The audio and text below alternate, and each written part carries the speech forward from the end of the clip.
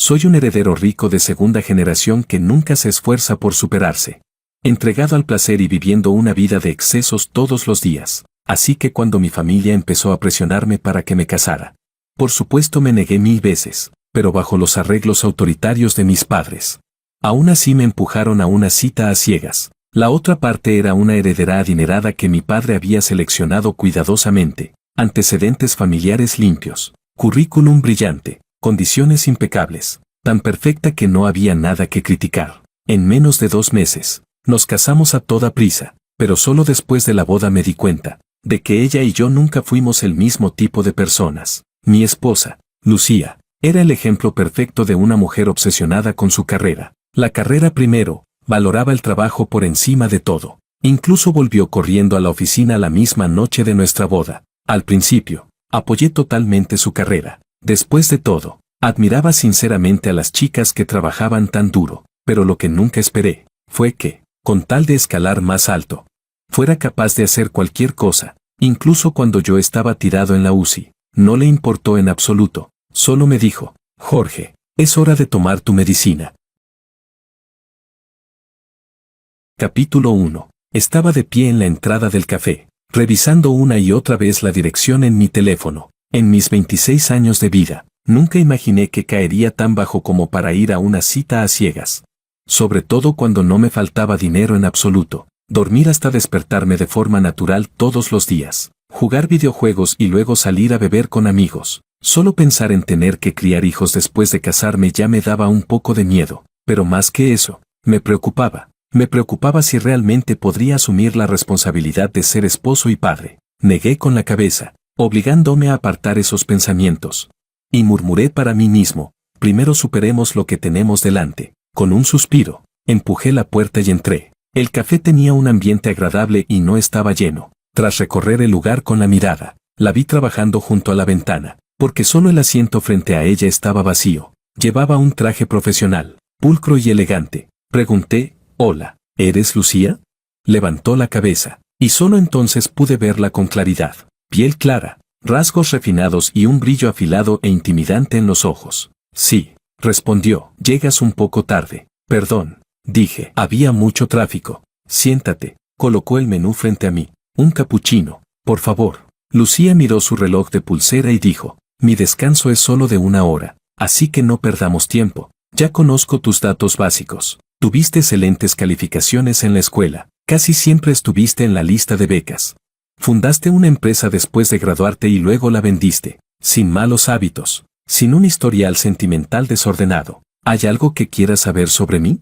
Su tono era frío, casi como si estuviera manejando un asunto oficial. Me rasqué la mejilla. «De momento, no», asintió. «Entonces realmente no me conoces. Haré una breve presentación. Actualmente trabajo en una empresa estatal como gerente del departamento técnico. Sin malos hábitos. Sin amor de la infancia ni primer amor idealizado como en las novelas. Vivo en una vivienda asignada por la empresa y tengo coche». Asentí levemente tras escucharla y luego caímos en un silencio incómodo. Justo cuando pensaba en cómo romper el hielo, Lucía habló primero. «Creo que estás bastante bien. Podemos intentar salir».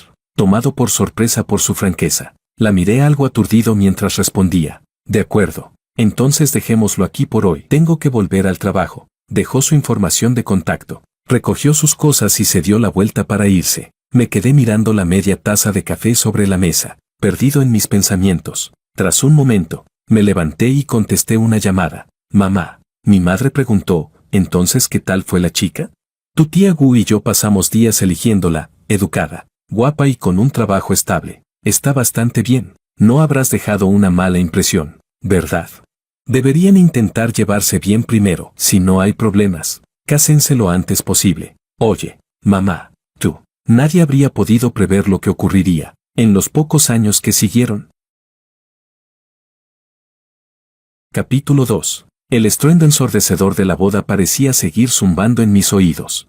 Pero en ese momento ya había sido devorado por completo por el silencio glacial del nuevo hogar. Estaba solo, de pie en el centro del enorme salón. El traje de novio, caro y perfectamente entallado, seguía puesto sobre mi cuerpo. Pero la rosa roja y delicada prendida en mi pecho desprendía una decadencia fuera de lugar. En el aire aún flotaba la mezcla de champán, perfume y lirios. Una dulzura empalagosa que resultaba sofocante. Levanté la mano y, con cierta rigidez, aflojé el lazo que me apretaba la garganta. El roce de la tela resonó con una claridad excesiva en aquel espacio demasiado silencioso. Miré a mi alrededor. Mi vista recorrió los muebles nuevos adornados con grandes caracteres rojos de doble felicidad. Hasta detenerse finalmente en la entrada. Allí, donde debería colgar un vestido de novia, no había nada. Solo los fríos ganchos brillaban con un reflejo metálico bajo la luz. Lucía ni siquiera había tenido tiempo de cambiarse ese vestido de novia. Igual de caro que el mío, cuando las palabras del maestro de ceremonias anunciando el final del acto, aún resonaban entre los vítores de familiares y amigos.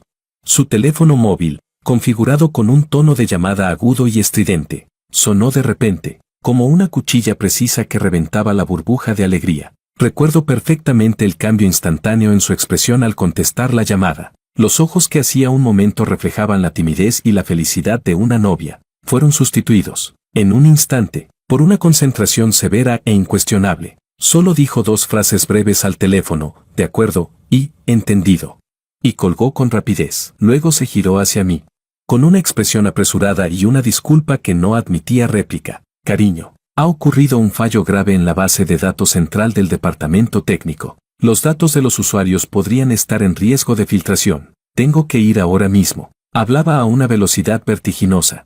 Y mientras lo hacía, ya extendía la mano para coger el abrigo que acababa de dejar sobre el respaldo de la silla. Añadió, descansa temprano, no me esperes. De forma instintiva alargué la mano para detenerla. Mis dedos estuvieron a punto de rozar la manga de encaje blanco de su vestido de novia. Fruncí el ceño y dije, ¿ahora? Lucía, ¿sabes qué hora es? Acabamos de casarnos hoy mismo.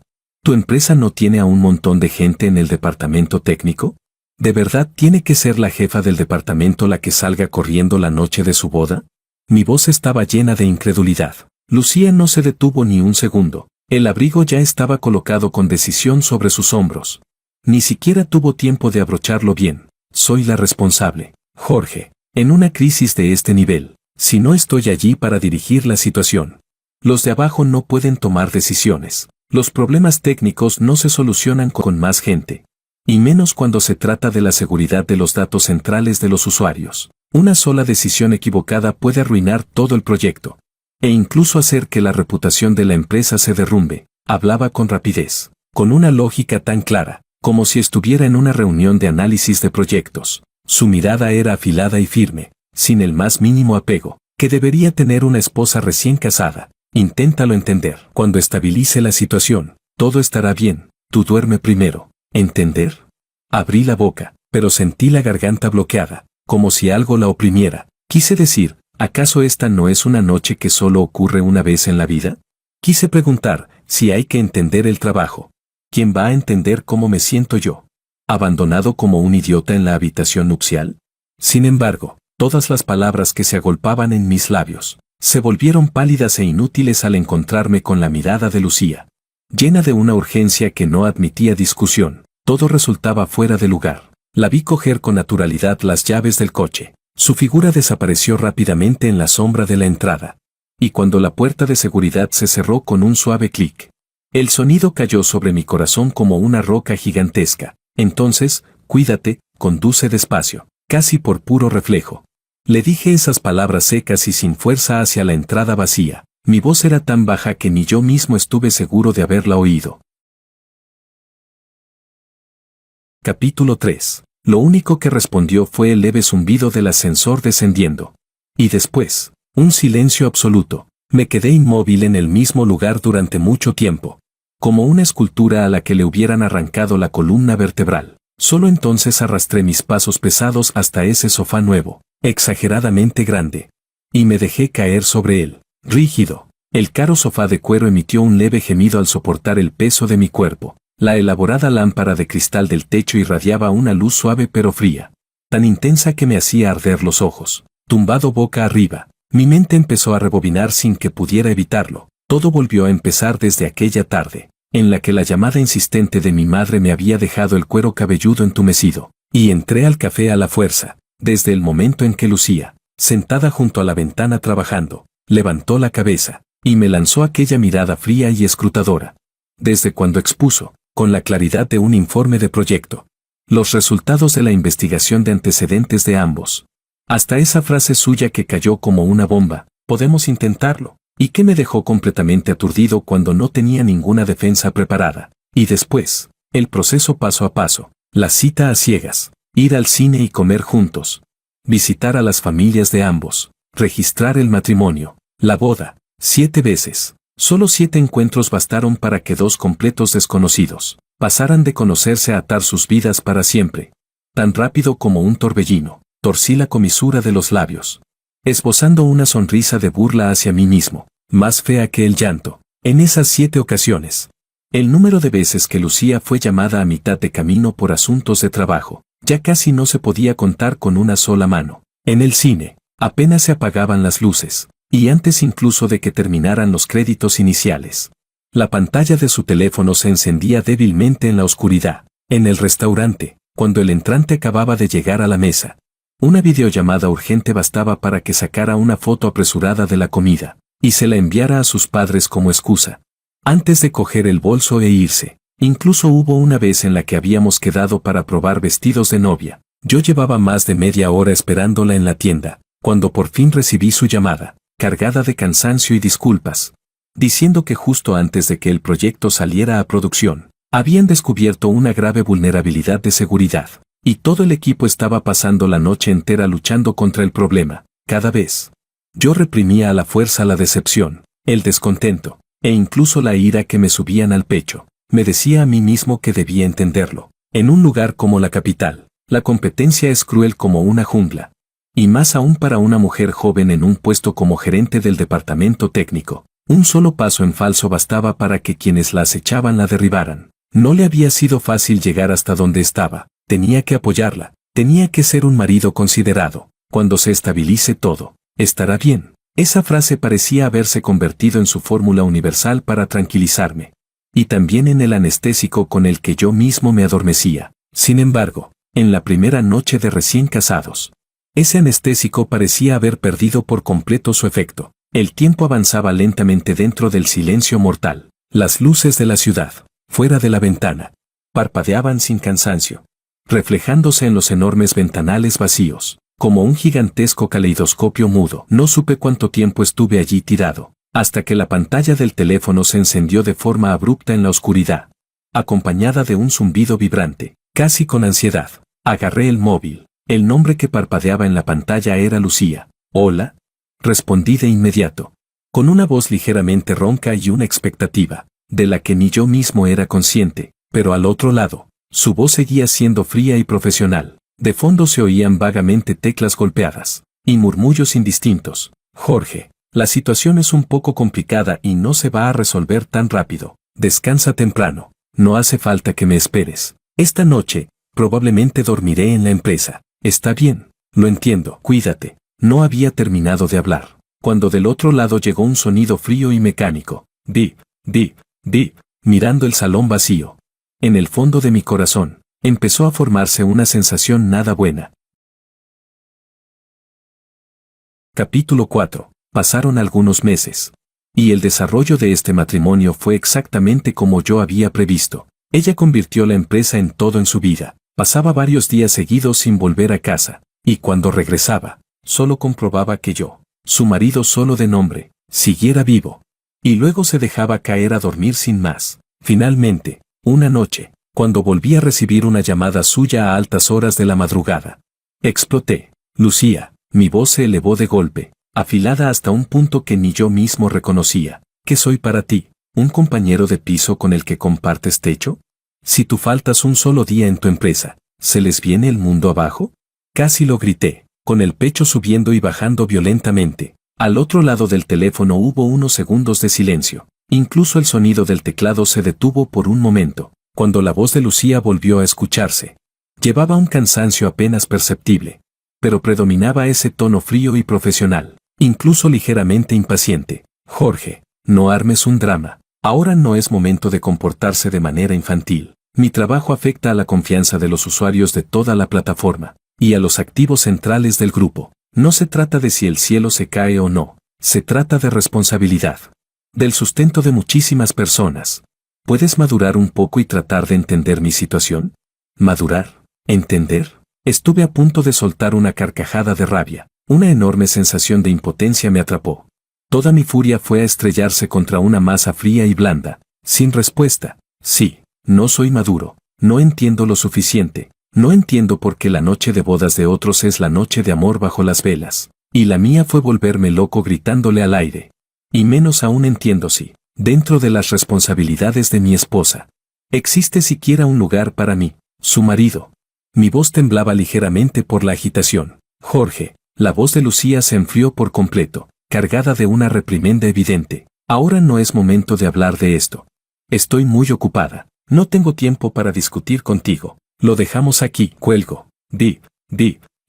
El tono frío e impersonal cortó sin piedad todas mis preguntas inconclusas y mi ira contenida. Me quedé con el teléfono en la mano, escuchando ese sonido monótono, manteniendo una postura rígida, como si me hubieran congelado en el acto. Un frío difícil de describir se deslizó rápidamente por mi columna vertebral, y se extendió por todo mi cuerpo. Más cortante que el viento de las noches invernales de la capital. Por primera vez, comprendí con una claridad brutal, que en el mundo que esa mujer había construido, mi prioridad quizá no era ni de lejos comparable a las frías líneas de código en un servidor, y mucho menos a esa pesada responsabilidad que cargaba sobre los hombros. La luz de la pantalla del teléfono se apagó, y la habitación volvió a ser devorada por una oscuridad densa y opresiva. Bajé lentamente el brazo. El móvil resbaló sobre el cojín blando del sofá, emitiendo un sonido sordo. Cerré los ojos. Desde lo más profundo de mi cuerpo emergió un cansancio absoluto, y junto a él, una sensación helada, casi desesperada, de mal presentimiento. Este matrimonio apresurado, quizá estaba condenado desde el principio, a una absurda y profunda descompensación, y yo, como un idiota que se engaña a sí mismo, me había lanzado de cabeza. La tormenta helada que comenzó en la noche de bodas, no solo no se calmó con el paso del tiempo, sino que, como la neblina persistente del invierno en la capital, se infiltró poco a poco en ese espacio que llamábamos hogar. Lucía regresaba cada vez más tarde. Al principio aún entraba por la puerta alrededor de las 11 o 12 de la noche, trayendo consigo el frío exterior. Luego, la 1 o las 2 de la madrugada se volvieron habituales. Más adelante, pasar la noche fuera dejó de ser algo raro. La lámpara de pared del salón, dejada encendida para quien regresara tarde, pasó de ser un gesto cálido de espera, a convertirse poco a poco en un símbolo inútil y cruelmente irónico. Intenté comunicarme. En uno de esos raros atardeceres de fin de semana, en los que volvió temprano, preparé con esmero una mesa llena de los platos que le gustaban. Fuera, las luces de la ciudad empezaban a encenderse. Dentro, el aroma de la comida llenaba la casa, creando una ilusión de calidez, deliberadamente construida. Capítulo 5. Lucía. Le serví un cuenco de sopa y hablé con cautela. Últimamente, ¿el proyecto sigue tan ocupado? Te noto mala cara. Mi tono llevaba una preocupación prudente, casi temerosa. Lucía tenía la cabeza baja, deslizando rápidamente el dedo por el cronograma del proyecto en la tableta. Al oírme, solo emitió un vago, ajá. Su mirada no se apartó de la pantalla y el ceño, fruncido por costumbre, dejaba claro que su mente seguía atrapada en esos complejos flujos de datos y calendarios. Sí, lo de siempre. Pruebas de estrés antes de que el nuevo sistema salga a producción. Un montón de problemas. Levantó el cuenco de sopa y dio un sorbo meramente simbólico. Pero sus ojos seguían pegados a la tableta. Entonces, el día 3 del mes que viene, apreté con fuerza los dedos que sujetaban los palillos, procurando que mi voz sonara natural. ¿Podríamos sacar un día, solo un día, para salir a dar una vuelta?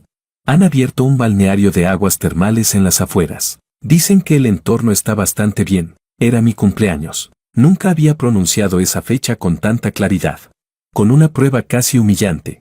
Esperando que ella lo recordara por sí sola, Lucía por fin levantó la vista de la pantalla. En sus ojos había una pizca de impaciencia por haber sido interrumpida, y una desconcertante falta de comprensión. ¿El 3 del mes que viene? Hizo un rápido cálculo mental de su agenda. No, ese día no puede ser. Hay una reunión trimestral de estrategia del grupo. Yo me encargo de la presentación del módulo técnico y tengo que estar presente todo el tiempo. Los días siguientes también están llenos. Espera a que pase esta etapa. Habló rápido, dando una negativa clara y fría.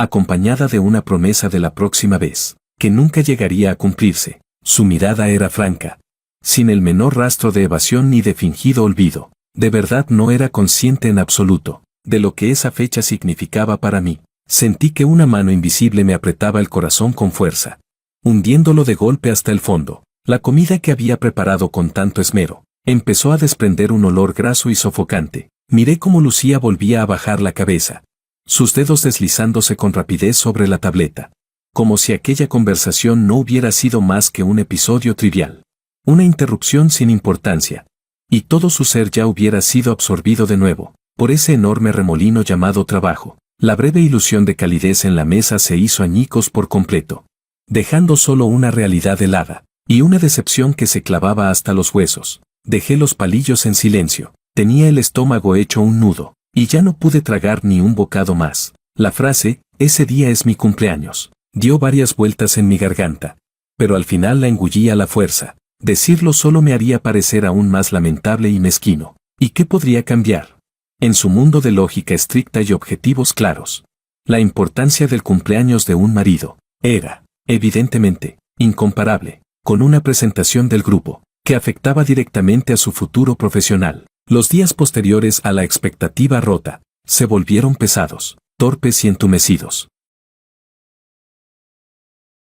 Capítulo 6. Empecé a aprender a adaptarme a este tipo de vida. Me obligaba a no mirar si en la entrada había un par de zapatos de ella de más, a no fijarme en si en la gran cama del dormitorio principal solo quedaban las marcas de una sola persona. Retomé aquellos pasatiempos poco productivos que tenía antes del matrimonio, completé un juego tras otro. La frecuencia de mis reuniones con mi amigo de la infancia, David, se disparó. Incluso empecé a estudiar distintos tipos de granos de café, exprimiendo al máximo aquella cafetera nueva de casa con todo tipo de experimentos. Con una despreocupación casi deliberada y una calma superficial, intentaba resistir ese páramo interior que se expandía día a día, un lugar llamado el olvido. Aquel joven que alguna vez había sentido inquietud ante el matrimonio y las responsabilidades familiares parecía estar siendo forzado a volver a su antiguo caparazón, solo que esta vez, dentro había una gruesa y fría costra endurecida. Las grietas se extendían en silencio, bajo una indiferencia muda,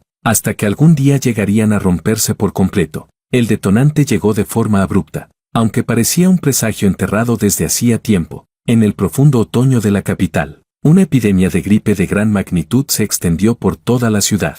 Por desgracia, me contagié, y de manera feroz. Varios días seguidos de fiebre alta hicieron que me doliera cada hueso del cuerpo. Estaba mareado, aturdido, y la garganta me ardía como si hubiera tragado cuchillas. Al principio aún podía aguantar y servirme agua, buscar medicamentos. Más tarde, ni siquiera tenía fuerzas para levantarme de la cama. Me sentía como un pez al que le hubieran drenado toda el agua, encogido bajo una manta helada, temblando sin control, mientras mi conciencia flotaba una y otra vez entre el ardor abrasador y el frío penetrante. El teléfono estaba en la mesilla. La pantalla se encendía y se apagaba. Mensajes de David preguntando por qué había desaparecido. Llamadas perdidas de mi madre, llena de preocupación, con la fiebre nublándome la mente, los dedos temblorosos. Casi por puro instinto, marqué aquel número que conocía de memoria, el de Lucía. El teléfono sonó durante mucho tiempo antes de que alguien contestara. El ruido de fondo era ensordecedor, alarmas agudas, el tecleo frenético de los teclados, gente gritando órdenes. Evidentemente, del otro lado estaban en plena emergencia. ¿Jorge? La voz de Lucía llegó a través del auricular, claramente apurada y distraída. El estruendo del fondo casi la cubría por completo. ¿Qué pasa? Habla rápido. El sistema se ha caído y estamos en reparación de emergencia. Abrí la boca para hablar, pero la garganta, áspera como lijada, solo dejó escapar unos sonidos rotos y roncos. Tragué saliva con fuerza. Cada intento me provocaba un dolor desgarrador. Tras mucho esfuerzo, logré exprimir unas pocas palabras. Lucía, yo, tengo fiebre, me siento muy mal, quizá tenga que ir al hospital. Cada palabra parecía consumir todas mis fuerzas. Al otro lado hubo 2 segundos de silencio. Solo las alarmas seguían chillando sin parar. Sentí como el corazón se me hundía poco a poco. Una sensación helada me atrapó. ¿Tienes fiebre? La voz de Lucía sonaba extrañamente lejana, con un tono mecánico, casi protocolario. En el botiquín de casa hay antipiréticos y medicamentos para el resfriado. Tómate algo primero. Bebe más agua caliente. Ahora mismo de verdad no puedo moverme de aquí. Toda la plataforma está colapsada y las pérdidas son de millones por minuto. Cuando termine con esto, volveré lo antes posible, ¿de acuerdo? Hablaba a toda velocidad, como si estuviera recitando un procedimiento de emergencia. ¿Ese de acuerdo? Final sonó más a una frase preprogramada que a una pregunta real, sin la menor intención de escuchar una respuesta. Pero, yo, aún quería decir algo, intentar describir mi debilidad y mi desamparo en ese momento. Lucía me interrumpió con impaciencia. Tómate el medicamento primero. Aquí todo está ardiendo. Hablamos luego.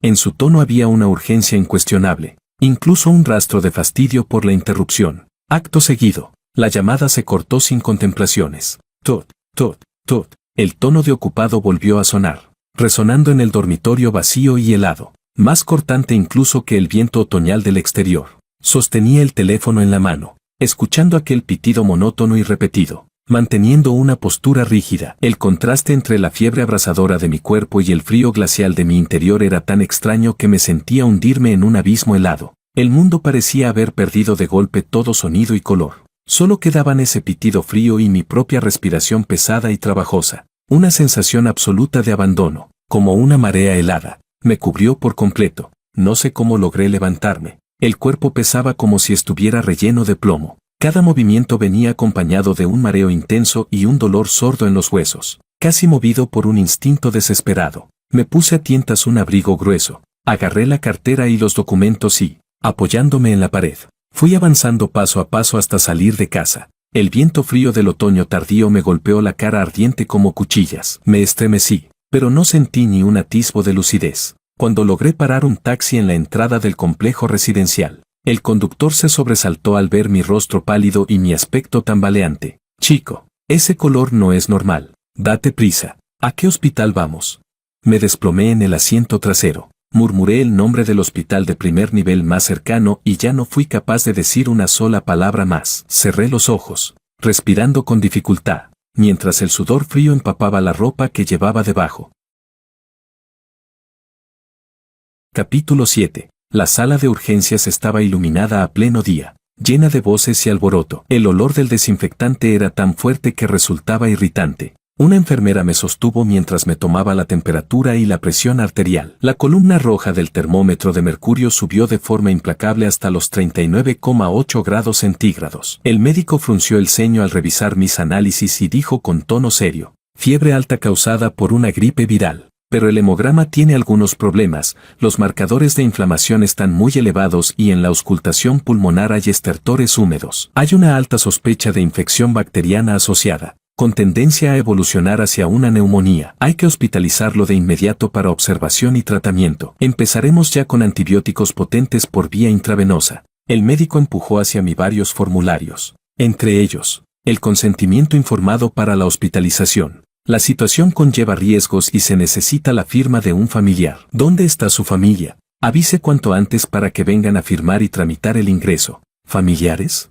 Mi mente embotada empezó a girar con lentitud. Miré ese papel que requería una firma. Las frías letras impresas parecían dar vueltas ante mis ojos. Tomé el bolígrafo, pero los dedos, temblorosos por la fiebre y la debilidad, no obedecían. La punta quedó suspendida sobre el espacio destinado a la firma del familiar, sin llegar a bajar. La enfermera me apremió desde un lado. Señor, ¿puede contactar con algún familiar? Esto hay que firmarlo cuanto antes para poder asignarle una cama y empezar la medicación. Inspiré de golpe. El aire frío me atravesó la garganta inflamada con un dolor punzante. Cerré los ojos un instante. Al abrirlos de nuevo, el último rastro de luz débil en mi mirada se había apagado por completo. Solo quedaban una gris quietud y una lucidez decidida. Dejé de dudar. Con la mano temblorosa apreté el bolígrafo con fuerza, casi de manera autodestructiva, y en el apartado de relación con el paciente escribí, letra por letra y con trazo firme, 2 palabras, cónyuge. Después, en el espacio de la firma del familiar, firmé con mi propio nombre, Jorge. La punta del bolígrafo arañó el papel, dejando hendiduras profundas. Al terminar el último trazo, sentí que había agotado todas mis fuerzas. Solté la mano y el bolígrafo cayó sobre el mostrador de admisión con un sonido seco y claro. La enfermera tomó los documentos. Al ver la palabra cónyuge y la misma firma, se quedó un instante desconcertada. Me miró con una expresión compleja. No dijo nada y se dio la vuelta para ir a hacer los trámites. Me llevaron en silla de ruedas hasta la habitación. La luz del pasillo era mortecinamente blanca, reflejada en mi rostro sin sangre. Miraba los bloques de luz blanca del techo desplazarse rápidamente. Escuchaba el sonido monótono de las ruedas sobre el suelo, y dentro de mí solo había un silencio y una calma como nunca antes. Esa cuerda que llevaba demasiado tiempo tensada, al límite de lo soportable, por fin se rompió del todo en ese instante. Durante 3 días de hospitalización, fue como si me hubieran arrojado a una isla aislada del mundo.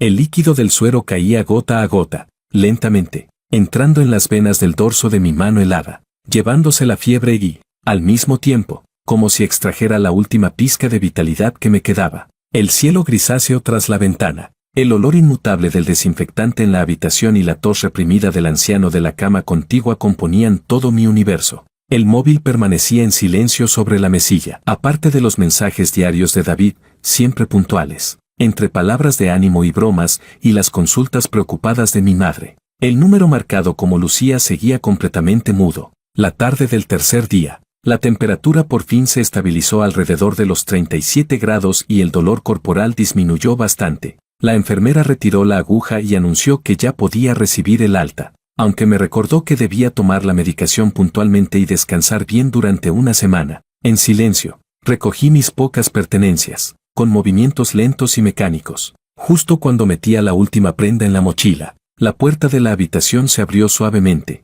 Lucía estaba en la entrada, con una cesta de frutas en la mano que parecía comprada a toda prisa en la tienda de conveniencia de abajo. Llevaba un abrigo de cachemira gris oscuro, de corte impecable. El maquillaje seguía siendo refinado, pero en su rostro se notaba un cansancio profundo, ligeras ojeras azuladas bajo los ojos, los labios secos y agrietados. Era evidente que aquella crisis urgente del sistema acababa de terminar. Jorge, dijo al entrar, con la voz ligeramente ronca y seca, mientras dejaba la cesta sobre la mesilla vacía. Lo siento, llego tarde. Acabo de salir de 72 horas seguidas de combate continuo. Por fin el sistema se ha estabilizado. Miró mi rostro aún algo pálido. En sus ojos pasó fugazmente un atisbo de culpa, pero predominaban el agotamiento tras la catástrofe y la urgencia por explicarse. ¿Tú, estás mejor? ¿Qué dijo el médico?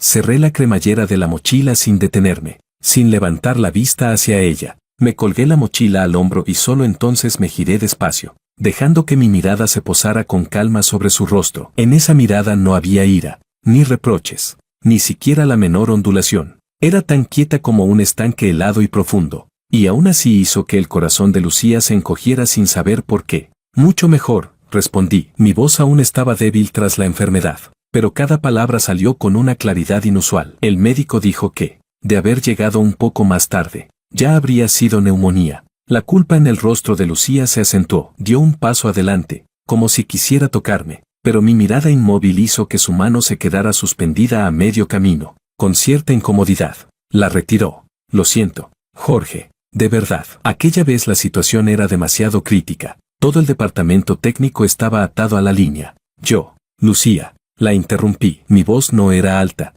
pero llevaba una frialdad tajante y decisiva que congeló al instante todas las explicaciones y disculpas que aún no había dicho. La habitación quedó en silencio, rota solo por el lejano ruido del tráfico que llegaba desde la ventana. La miré a esa mujer que, ante la ley, era mi esposa, pero que siempre estaba ausente cuando más la necesitaba. Su cansancio era real, y quizás su arrepentimiento también lo fuera en parte, pero en ese momento, para mí, todo eso había perdido cualquier significado. Solo me sentía cansado, un cansancio infinito que brotaba desde lo más profundo del alma. Respiré hondo, un dolor punzante recorrió el fondo de mis pulmones, pero, paradójicamente, me dejó la mente extraordinariamente clara. Con una calma absoluta, palabra por palabra, hablé. La voz no era fuerte, pero era como un cuchillo helado, preciso, que atravesó la última pizca de falsa calidez en la habitación. Divorciémonos.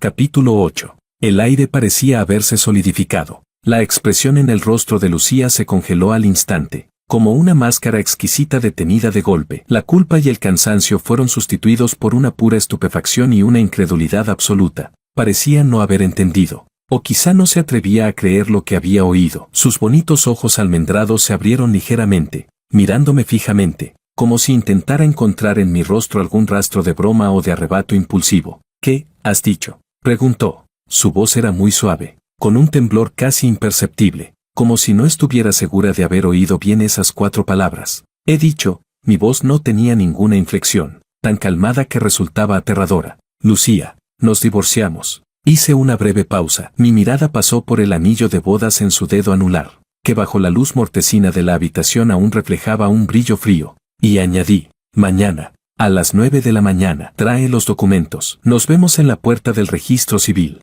No hubo reproches, ni discusiones, ni escenas histéricas, solo ese aviso breve y glacial, llevado al extremo de la frialdad.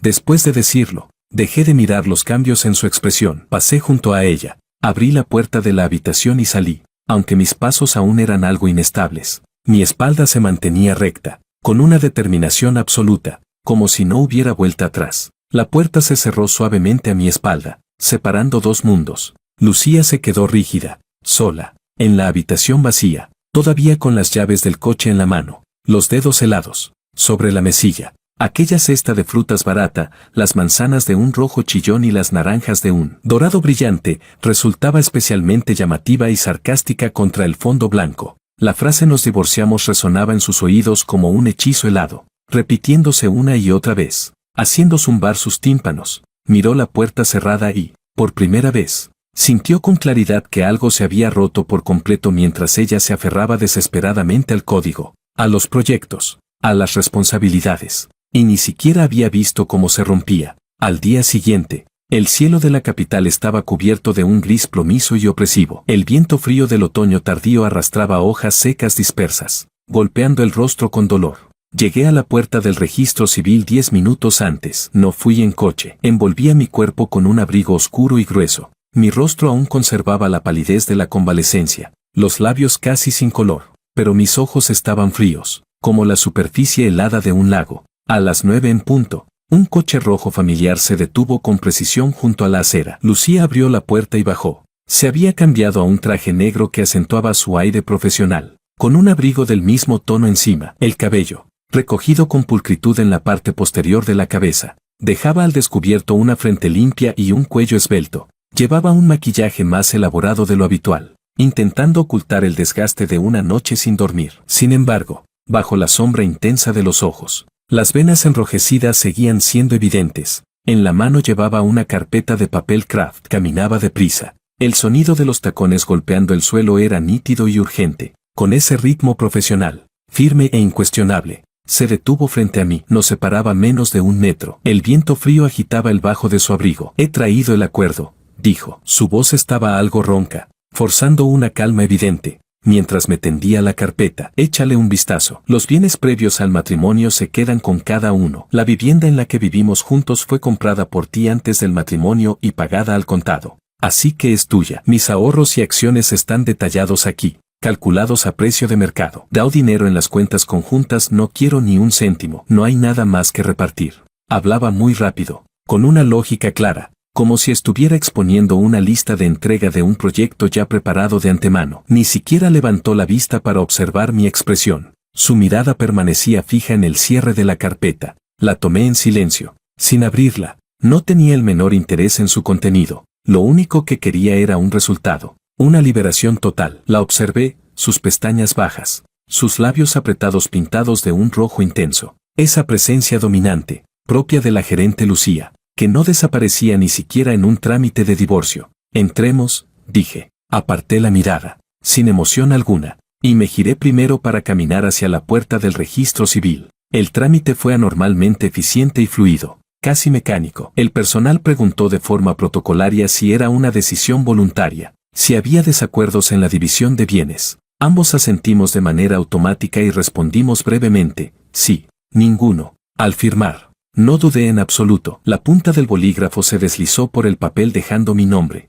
limpio y decidido. Cuando le tocó a Lucía Liu firmar, sus dedos parecieron detenerse un instante casi imperceptible. Apretó ligeramente el bolígrafo. Solo fue un segundo. Al momento siguiente, firmó también con rapidez y fluidez. La letra era clara, exactamente igual a cuando revisaba documentos de proyectos. En ningún momento levantó la cabeza para mirarme, como si lo que estuviera firmando no fuera más que una copia irrelevante de un contrato. El sello oficial cayó con un sonido sordo, definitivo. 2 libretas de divorcio de color rojo oscuro fueron empujadas hacia nosotros. Tomé la mía. En el instante en que mis dedos tocaron la cubierta, sentí un frío extraño. No volví a mirar a Lucía. Me di la vuelta y salí del registro civil a grandes pasos. El aire helado inundó mis pulmones, trayendo consigo una sensación de lucidez casi cruel y de liberación. Me quedé de pie junto a la carretera, sin volver la cabeza. Detrás de mí quedaba ese lugar que una vez creí que sería un refugio y que al final se convirtió en una prisión helada.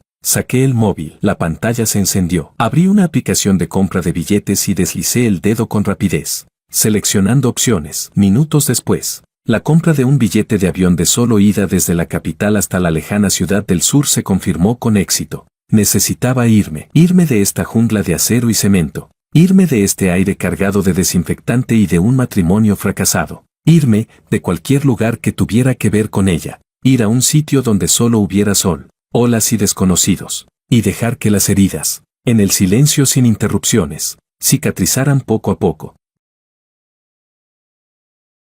Capítulo 9. A sus espaldas, la puerta del registro civil volvió a abrirse. Lucía salió, sosteniendo también ese cuadernillo de divorcio de color rojo oscuro. Se detuvo en los escalones y observó la espalda de Jorge, que no se volvió ni una sola vez y se fundió rápidamente con la multitud en la esquina de la calle. Su figura erguida no mostraba el menor rastro de nostalgia. El viento frío del invierno levantaba las hojas caídas del suelo, girando en remolinos a sus pies. Los dedos con los que sujetaba el certificado de divorcio apretaban con tanta fuerza que los nudillos se le pusieron blancos. Aquella cubierta dura y helada parecía clavarse hasta los huesos. Una sensación inmensa y tardía de vacío, como una marea gélida, la inundó al instante. Había ganado su proyecto y protegido su puesto de trabajo, pero en ese momento percibió con una claridad brutal que parecía haber perdido algo mucho más importante, algo imposible de cuantificar. La capital, tras la marcha de Jorge, pareció quedar en silencio, como si alguien hubiera pulsado el botón de mute. Para Lucía,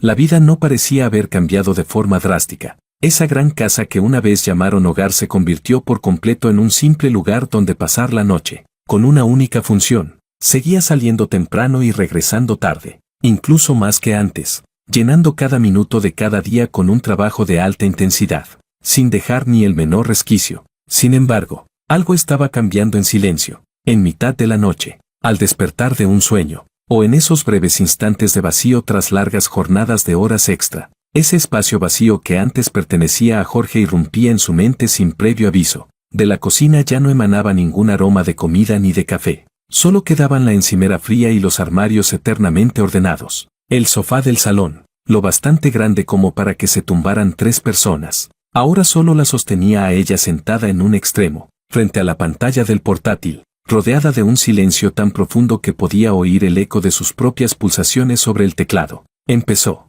de manera inconsciente, a evitar en las cenas de trabajo aquellos platos grasientos de cerdo estofado, porque Jorge solía fruncir el ceño diciendo que tenía el colesterol alto. En ocasiones abría el número de teléfono que llevaba mucho tiempo en silencio. El dedo se quedaba suspendido sobre el botón de llamada y, al final, con irritación, volvía a bloquear la pantalla. La costosa cafetera que Jorge había trasteado tantas veces no la usó ni una sola vez. Una fina capa de polvo se acumulaba sobre ella. Una noche, al volver tarde a casa, se dejó caer exhausta en el sofá y, por costumbre, estuvo a punto de decir tráeme un vaso de agua. Las palabras se le quedaron atascadas en la garganta, dejando solo un silencio absoluto y una sensación aguda, punzante, de pérdida. Lo que realmente empezó a resquebrajar esa capa de hielo fue una tormenta interna que estalló 3 meses después. El sistema central del que Lucía era responsable, medio año después de su lanzamiento, fue señalado por un competidor por contener una vulnerabilidad lógica de seguridad, oculta pero potencialmente letal. Aunque el equipo técnico la corrigió de urgencia y no se produjeron pérdidas reales, como responsable del proyecto ella no podía eludir su culpa. La alta dirección del grupo estalló en ira. En la reunión del consejo, el subdirector técnico, Bi Juntao, que llevaba tiempo codiciando su puesto, se unió a varios veteranos para atacarla con dureza. Cuestionaron su criterio técnico y su capacidad de gestión con palabras severas, acusándola de ser obstinada, de favorecer a los suyos e incluso insinuando que sus éxitos anteriores se debían en parte a la suerte. Gerente Lucía, ¿de verdad este fallo no dio ninguna señal durante las pruebas iniciales? ¿O fue que, para cumplir el plazo exigido por el grupo, decidió ignorar deliberadamente algunas alertas de riesgo? Insistió Bi Juntao con agresividad. sin ocultar la satisfacción en su rostro. Un director de cabello canoso golpeó la mesa y habló con tono grave. Lucía, el puesto de gerente del departamento técnico conlleva una enorme responsabilidad. No se permite el más mínimo error. Esta vez tuvimos suerte. ¿Y la próxima? ¿Cómo lo garantiza? Lucía estaba sentada a la mesa de reuniones, con la espalda recta y la mandíbula tensa. Expuso con claridad el informe de análisis del incidente y las medidas correctivas, con una lógica rigurosa y datos exhaustivos. Sin embargo, entre esas voces de duda y reproche, bajo las miradas frías o cargadas de malicia, sintió por primera vez una sensación nítida de aislamiento y desamparo. Estaba acostumbrada a cargar sola, a avanzar en primera línea, a asumir toda la responsabilidad. Siempre creyó que, con una capacidad profesional absoluta y un control férreo, podía dominar cualquier situación, pero en ese momento, cuando la tormenta golpeó de verdad y miró a su alrededor, se dio cuenta de que detrás de ella no había nadie. No había una sola mirada en la que pudiera confiar sin reservas. Alguien que la apoyara en silencio desde atrás. La persona que antes le dejaba una luz encendida al volver de madrugada, que le calentaba un vaso de leche, que quizá torpemente le decía que no se agotara tanto, había sido empujada por ella misma, y se había ido sin mirar atrás. La reunión terminó finalmente en una atmósfera opresiva. Aunque no se tomó ninguna decisión disciplinaria en el acto, Lucía sabía que la espada de Damocles ya pendía sobre su cabeza. Capítulo 10. Al salir de la opresiva sala de reuniones y regresar a su oficina independiente, amplia pero gélida, Lucía cerró la puerta con llave y se dejó caer, exhausta, contra el respaldo alto de la silla de cuero. Fuera de la ventana se extendían el cielo grisáceo de la capital y ese bosque de acero frío y despiadado. Cerró los ojos y presionó con fuerza las sienes palpitantes. Las escenas que había ignorado deliberadamente y reprimido a la fuerza irrumpieron en su mente como una riada desbordada. Recordó la noche de bodas, cuando se marchó sin dudarlo, y la expresión de Jorge, la sorpresa y el dolor que él intentó reprimir, pero que seguían siendo dolorosamente evidentes. Recordó esas cenas que él preparaba con esmero una y otra vez, solo para que ella las cancelara una y otra vez. Recordó cómo él yacía en la cama del hospital, el rostro encendido por la fiebre, llamándola con dificultad, esa voz rota y ronca, y como ella solo le devolvió un protocolo frío y una frase: tómate el medicamento primero.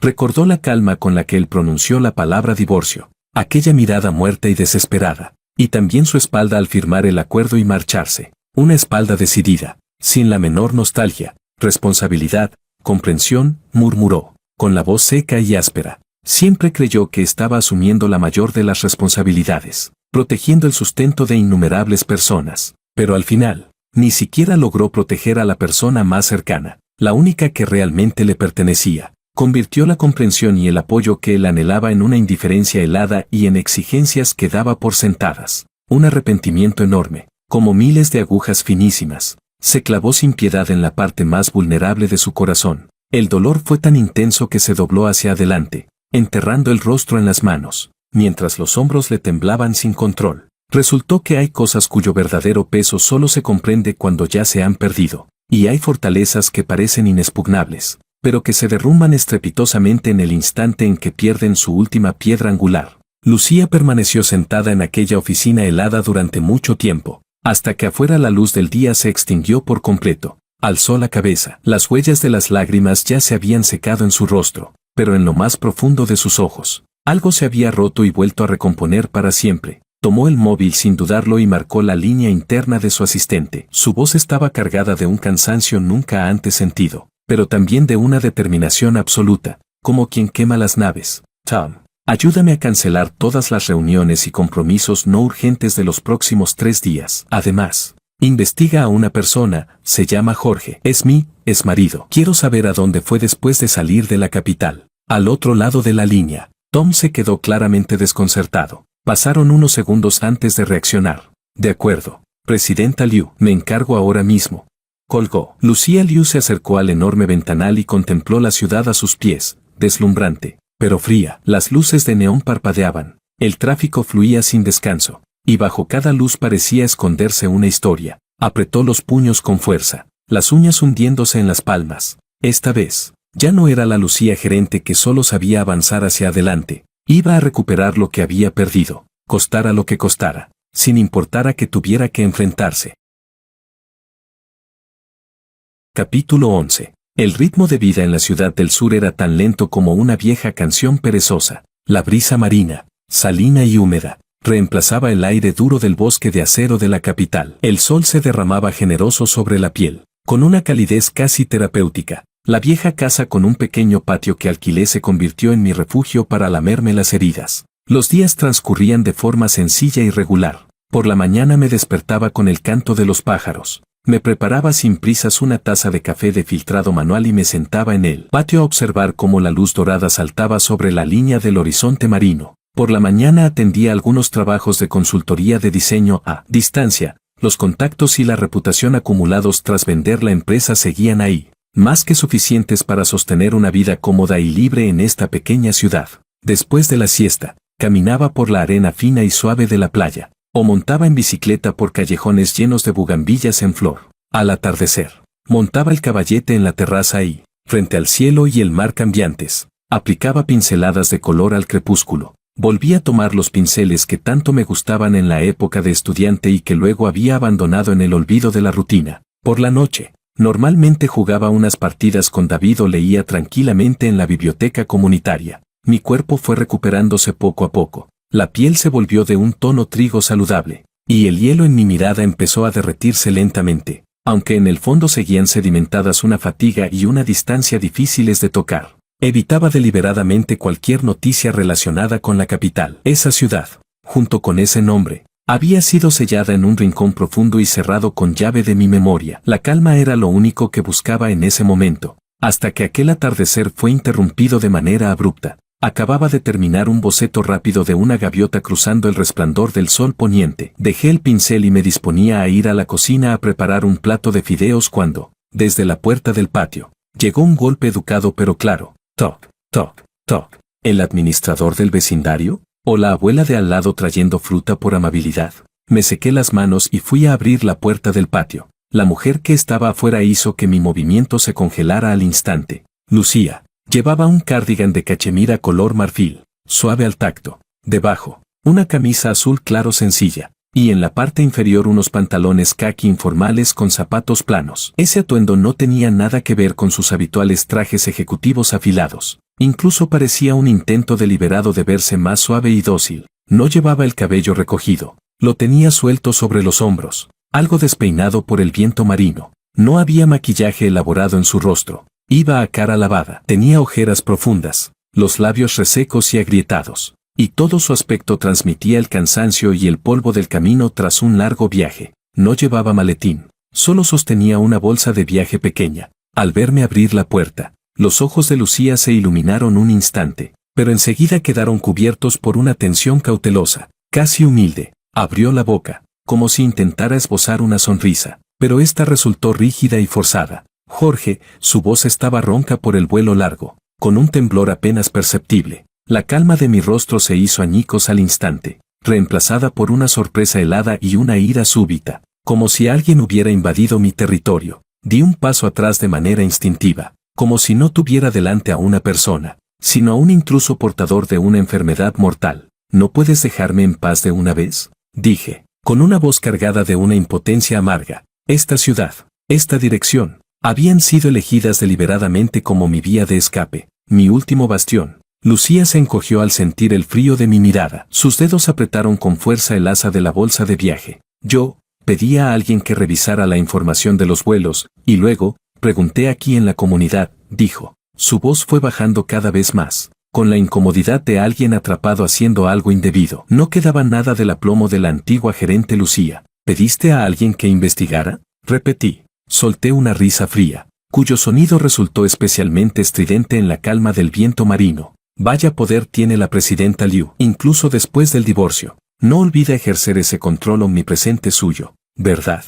Mi tono estaba lleno de sarcasmo. Cada palabra parecía envuelta en fragmentos de hielo. No es eso, Jorge. Escúchame, negó ella con la cabeza. Lucía dio medio paso adelante con urgencia, pero mi gesto de alzar la mano la dejó clavada en el sitio. Al ver mis ojos fríos y distantes, llenos de un rechazo inequívoco, sintió como si un martillo le golpeara el pecho con violencia, dejándola casi sin aliento. Se obligó a tranquilizarse, respiró hondo y trató de que su voz sonara estable, adoptando una postura baja que nunca antes había tenido. He venido a disculparme, Jorge, a disculparme de verdad.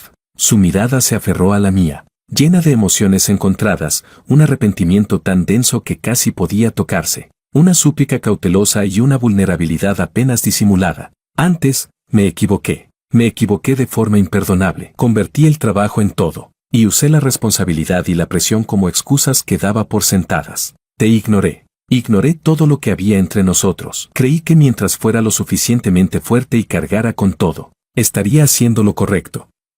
Nunca pensé que aquello que cargaba acabaría aplastando nuestro hogar. Hizo una pausa, la voz se le quebró ligeramente, los ojos se le enrojecieron con rapidez. Cada vez que salgo del trabajo y veo a una familia de 3 caminando por la calle, pienso que, si no hubiera puesto el trabajo por encima de todo, quizá nosotros también tendríamos un hijo.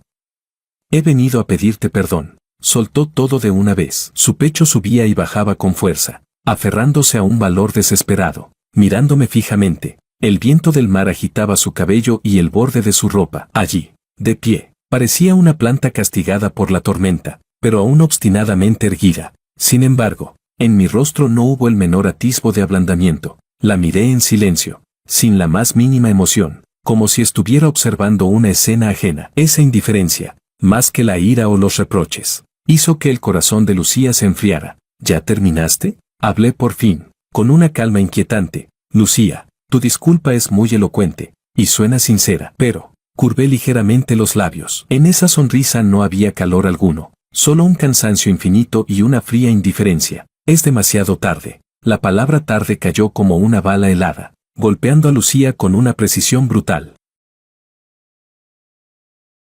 Capítulo 12. Dime entonces, ¿cómo se repara?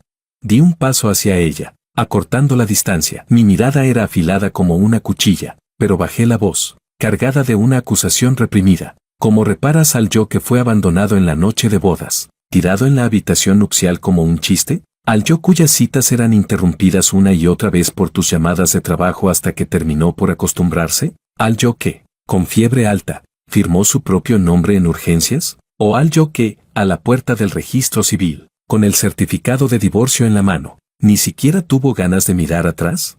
Con cada frase que decía, el rostro de Lucía se volvía un poco más pálido, su cuerpo temblaba de forma incontrolable. Lucía, continué, el corazón no es una máquina, no se estropea y luego se repara para reiniciarla. Cuando se rompe, se rompe. Mi voz tenía una calma casi cruel. Estás acostumbrada a controlarlo todo, a resolver cualquier problema con tu lógica y tu eficiencia. Pero los sentimientos no son un proyecto, no se restauran con un me equivoqué o un voy a cambiar. La confianza se derrumbó, ¿con qué piensas reconstruirla? ¿Con esta apariencia tan dócil? ¿O con la determinación de haber venido hasta aquí cubierta de polvo del camino? Di un paso atrás, volviendo a abrir la distancia entre nosotros. Ese paso parecía separar 2 mundos. Mi mirada regresó a un páramo muerto, sin rastro de emoción. Vuelve, dije. La capital es tu campo de batalla. Allí están tus responsabilidades, tus proyectos, tu subdirector. No pierdas el tiempo aquí. Nosotros ya hemos terminado por completo. Me ha costado mucho adaptarme a esta calma. No vengas a perturbarla. Dicho esto, dejé de mirar su rostro, al que la sangre se le había escapado en un instante. Dejé de mirar la luz a punto de extinguirse en sus ojos. Me giré con determinación y, con un golpe seco, cerré la puerta del patio. La pesada puerta de madera separó el interior del exterior. Lucía se quedó rígida al otro lado, como una estatua abandonada. El viento marino, salado y áspero, se coló por su cuello abierto, trayendo un frío que calaba hasta los huesos. Las últimas palabras de Jorge fueron cuchillas. Cada una abrió con precisión todas las capas con las que ella había intentado maquillar su arrepentimiento y sus ilusiones, dejando al descubierto, sangrante, una verdad imposible de revertir. Demasiado tarde. Un corazón roto es un corazón roto. No vengas a molestarme. Cada palabra era como un pesado grillete, clavándola sin piedad en el abismo de la humillación y la desesperación. Lo que ella creía una persecución de miles de kilómetros, lo que pensaba que era una confesión sincera, a sus ojos no era más que otra interrupción fuera de lugar, una ridícula autoilusión. Las lágrimas, por fin, se desbordaron sin control, ardientes, rodaron por sus mejillas heladas y cayeron sobre la arena a sus pies, oscureciéndola al instante. No emitió sonido alguno, se mordió con fuerza el labio inferior, los hombros sacudiéndose violentamente mientras reprimía el torrente de amargura y colapso que le inundaba el pecho. Resultó que no era cuestión de dejar a un lado la dignidad, sino de que la otra persona destrozara con sus propias manos esa última intención que tú creías valiosa, la arrojara al suelo y la pisoteara, diciéndote que no valía absolutamente nada. No sabía cuánto tiempo pasó. El viento del mar se volvió cada vez más cortante. Lucía levantó el brazo y se secó las lágrimas con la manga de forma torpe y brusca, casi autolesiva. Inspiró varias bocanadas de aire frío, cargado de sal, intentando reprimir el nudo que le subía por la garganta. Miró la puerta del patio, cerrada a cal y canto, símbolo de un rechazo absoluto. En sus ojos, la desesperación inicial fue asentándose poco a poco, hasta condensarse en una determinación casi obsesiva, una resolución de quemar las naves. Volver. No. Jorge tenía razón, ella estaba acostumbrada a controlar, acostumbrada a no rendirse hasta lograr su objetivo. En el campo de batalla de la capital, nunca había perdido. Y ahora, en esta guerra que definía la felicidad de la segunda mitad de su vida, no podía perder, ni permitirse perder. ¿Demasiado tarde? Susurró frente a la puerta cerrada. Su voz era ronca, pero cargada de una ferocidad implacable. Jorge, mientras tú sigas vivo y yo no esté muerta, nunca será demasiado tarde. Sin dudar más, se dio la vuelta y, arrastrando la pesada bolsa de viaje, avanzó paso a paso por el camino de regreso, en dirección a una pensión familiar cercana, sencilla pero limpia. Su silueta se alargó bajo la luz del atardecer, cargada de una obstinación trágica y de una apuesta total. La guerra acababa de comenzar, y ella, Lucía, ya estaba preparada para librar una batalla larga y encarnizada, incluso si eso significaba salir cubierta de heridas.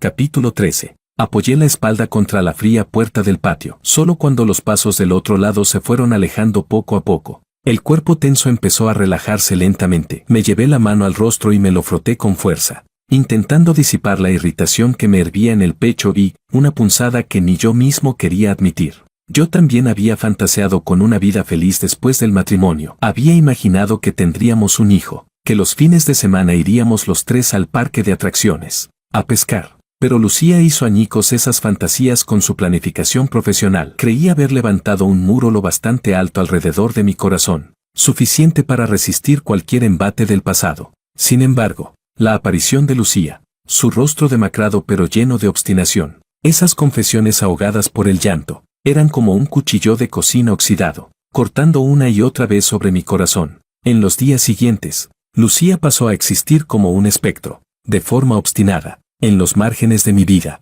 Se alojó en aquella pensión familiar y no volvió a intentar irrumpir por la fuerza en mi pequeño patio. Pero su presencia estaba en todas partes. Por la mañana, cuando abría la puerta del patio como de costumbre para ir a caminar junto al mar, siempre encontraba colgada del picaporte una bolsa térmica. Dentro, a veces había una espesa y fragante papilla de marisco aún humeante. Otras veces, delicados dim-sum cantoneses, empanadillas de camarón translúcidas, patas de pollo al vapor con soja, suaves y sabrosas, claramente compradas en alguna casa tradicional del centro. Otras, una taza de café recién molido, tibio y de aroma intenso, acompañada cuidadosamente de una pequeña caja de leche fresca y un sobre de azúcar moreno, justo como a mí me gustaba. No había notas ni firmas, solo quedaba en la bolsa el rastro tenue del perfume frío de Lucía, recordándome, de manera casi imperceptible, quién era la persona que lo había dejado allí. Siempre descolgaba la bolsa sin expresión alguna y la dejaba sobre el escalón de piedra frente al patio.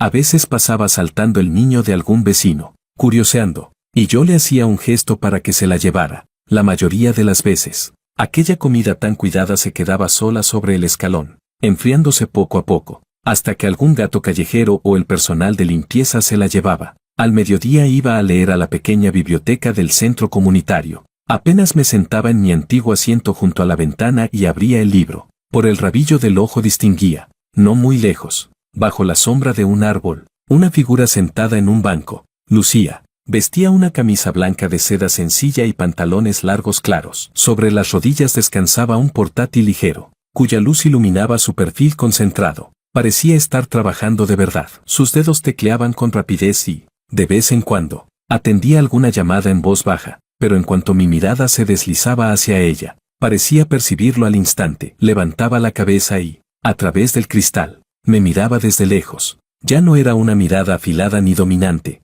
sino cautelosa, exploratoria y, llena de una expectativa silenciosa, como un cachorro que ha hecho algo mal y espera el perdón de su dueño. Yo apartaba la vista de inmediato, casi con torpeza, obligándome a concentrarme en las páginas del libro, pero aquellas letras impresas se convertían en símbolos que saltaban sin sentido, incapaces de entrar en mi mente. Su mirada era como hilos invisibles que me envolvían, inquietándome el corazón. Al atardecer, iba en bicicleta al mercado del muelle a comprar pescado fresco. En aquel mercado bullicioso, mezclado con el olor a pescado y la brisa salada del mar, siempre terminaba viendo a Lucía. Parecía no adaptarse bien a ese entorno. Fruncía ligeramente el ceño, esquivando con cuidado los charcos del suelo y a la gente que iba y venía. A veces se detenía frente a un puesto de caracolas marinas, preguntando algo torpemente al vendedor mientras consultaba el móvil como si estuviera traduciendo. Otras, se quedaba observando los puestos de pescado seco casero, escogiendo con seriedad y comprando una bolsa grande. Su vestimenta y su aura desentonaban por completo con ese ambiente popular y ruidoso, pero aún así se integraba en él con una obstinación extraña, como una intrusa torpe pero decidida. Una vez, mientras yo estaba en cuclillas frente al puesto de un viejo pescador, eligiendo unas gambas tigre recién desembarcadas, levanté la vista y la vi a pocos pasos. Lucía sostenía una bolsa reutilizable llena de verduras y fruta. Mirándome, parecía querer acercarse, pero dudaba. Fruncí el ceño de inmediato. Cogí las gambas que había elegido, pagué y me di la vuelta para marcharme, sin darle la menor oportunidad de acercarse. Ella podía sentir cada uno de mis rechazos deliberados y de mi frialdad, cada bolsa térmica ignorada sobre el escalón, cada mirada que yo apartaba con rapidez, cada espalda que le daba sin dudarlo. Eran como cuchillos romos que tiraban y desgarraban una y otra vez su corazón. La frustración y la humillación crecían como enredaderas, enredándose sin control. Ella estaba acostumbrada a la eficiencia, a actuar con objetivos claros, pero esta batalla no tenía manual táctico ni datos cuantificables. Solo existía ese muro silencioso y duro frente a ella, un muro llamado rechazo.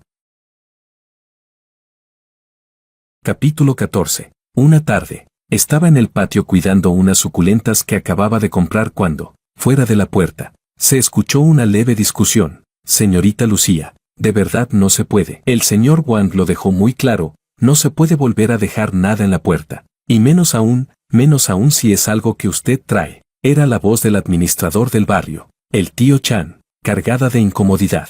Tío Chan, por favor, se lo ruego, solo esta vez. Es sopa de níspero con pera. La acabo de hervir, vi que estos días parece que él tenía un poco de tos. La voz de Lucía Liu sonaba suplicante. Ya no quedaba nada de aquella presidenta Liu altiva e inaccesible. Ay, señorita Lucía, no me ponga en un aprieto. El señor Wang lo dijo expresamente, dijo que si volvía a verlo, lo tirara directamente o se lo diera a los gatos. El tono del tío Chan estaba lleno de impotencia y compasión. Tras un breve silencio, Lucía dijo, entonces, está bien, gracias de todos modos. Tío Chan, su voz cayó, impregnada de una profunda decepción. Luego se oyó el sonido suave de la bolsa térmica al dejarla en el suelo, seguido por los pasos de Lucía alejándose. Aquellos pasos parecían más pesados que de costumbre. Dentro del patio, la mano con la que sostenía la regadera se detuvo un instante. Las gotas de agua cayeron finas sobre las hojas carnosas de las suculentas. Sin expresión alguna, continué con lo que estaba haciendo, como si no hubiera oído nada, solo que el chorro de agua parecía salir un poco más fuerte que antes. Al anochecer, el cielo se cubrió de nubes y el viento del mar traía consigo la humedad previa a la lluvia. Decidí dar un paseo por la playa. Apenas salí del callejón, gruesas gotas de lluvia cayeron sin previo aviso, formando al instante una cortina de agua. Maldije en voz baja y me disponía a correr de vuelta a casa a por un paraguas cuando, de repente, un gran paraguas azul oscuro se abrió justo sobre mi cabeza. Me giré bruscamente. Lucía estaba a medio paso detrás de mí, sujetando el paraguas con ambas manos para cubrirme. Uno de sus hombros quedaba expuesto a la lluvia helada. El cardigan claro se empapó enseguida, formando una gran mancha oscura. El agua resbalaba por las puntas de su cabello y caía por su rostro pálido, marcado por una obstinación silenciosa. Coge el paraguas y vuelve rápido. No te mojes. Su voz, amortiguada por el ruido de la lluvia, estaba cargada de una urgencia incuestionable mientras intentaba meterme el paraguas en la mano. Ese gesto, esa escena de ella sosteniéndome el paraguas bajo la lluvia, fue como una piedra arrojada a un lago profundo, destrozando al instante la máscara de frialdad que había mantenido a la fuerza durante días. Una llama reprimida demasiado tiempo, mezcla de ira, agravio y sensación de invasión, estalló de golpe dentro de mí. Lucía, ¿qué demonios quieres exactamente? De un manotazo aparté el mango del paraguas. La fuerza fue tal que se le escapó de las manos. El paraguas salió volando. Dio un par de vueltas y cayó sobre el suelo empapado. La lluvia helada nos caló al instante a los dos. Como una bestia acorralada y completamente enfurecida, la miré con los ojos inyectados en sangre. El pecho me subía y bajaba con violencia. Mi voz, rota por la rabia extrema, rugía. Comida, sopas, siguiéndome como una sombra. Y ahora apareces para traerme un paraguas. ¿Qué es esto? ¿Una obra de teatro lacrimógena? ¿Crees que así voy a ablandarme? ¿Qué voy a olvidar cómo me trataste? La lluvia corría por mi flequillo, se metía en mis ojos y me ardía, pero no tanto como la furia y el dolor punzante que me desgarraban el pecho. Guárdate todo este numerito, no lo necesito. Señalé el paraguas tirado en el suelo y luego apunté hacia el fondo del callejón, en dirección a la pensión donde se alojaba. Cada palabra salía como fragmentos de hielo exprimidos entre los dientes. Tras gritar la última frase, no miré su rostro, que había quedado pálido como el papel, lleno de sorpresa y herida. Sin importarme la lluvia torrencial, me di la vuelta y me lancé al aguacero. Sin volver la cabeza, mi figura desapareció rápidamente en la esquina del callejón, dejando a Lucía sola, inmóvil, bajo la lluvia que caía a cántaros.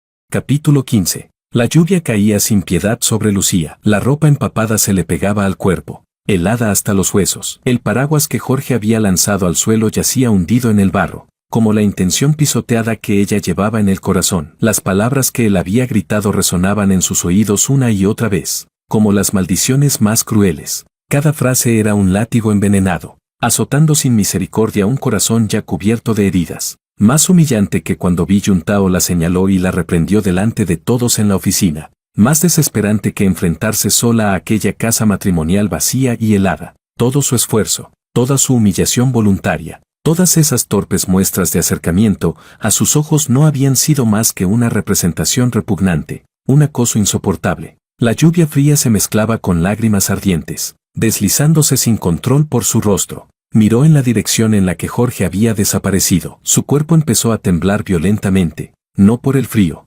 sino por un dolor profundo, que calaba hasta los huesos, el dolor de ser negada y rechazada por completo. Poco a poco, muy despacio, se dejó caer en cuclillas. Abrazó con fuerza sus rodillas heladas y hundió el rostro entre los brazos. Los hombros se sacudían con violencia, los sollozos reprimidos y entrecortados, imposibles ya de contener, escaparon desde lo más profundo de su garganta, ahogados por el estruendo de la lluvia. El aguacero barría el estrecho callejón. El agua helada corría sin freno sobre las losas de piedra azulada. Lucía parecía una estatua de barro abandonada, encogida sobre el suelo mojado, abrazándose a sí misma mientras el cuerpo le temblaba sin control por los sollozos. Las palabras de Jorge, afiladas como hielo envenenado, atravesaban una y otra vez su corazón ya hecho jirones. Todo su orgullo, toda su perseverancia, todo ese valor apostado a todo o nada, fue lavado por la lluvia fría hasta no dejar nada, salvo una humillación y una desesperación que se le clavaban en el alma. No sabía cuánto tiempo pasó.